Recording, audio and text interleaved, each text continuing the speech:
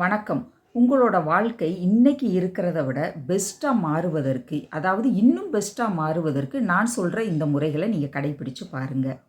1. முடிஞ்ச விஷயத்த நினச்சி நினச்சி இன்னைக்கு இருக்கிற நாளை கெடுத்துக்கிடாதீங்க.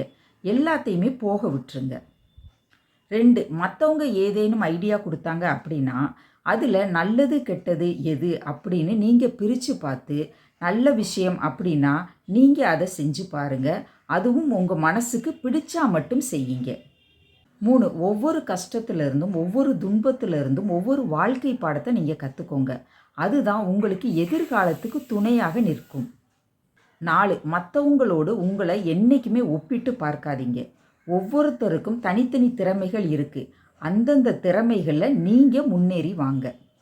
5. உங்களுடைய நல்லதுக்கும் கெட்டதுக்கும் நீங்கள் தான் பொறுப்பு, நீங்கள் மட்டும்தான் பொறுப்பு அப்படின்னு ஆழமாக நம்புங்க.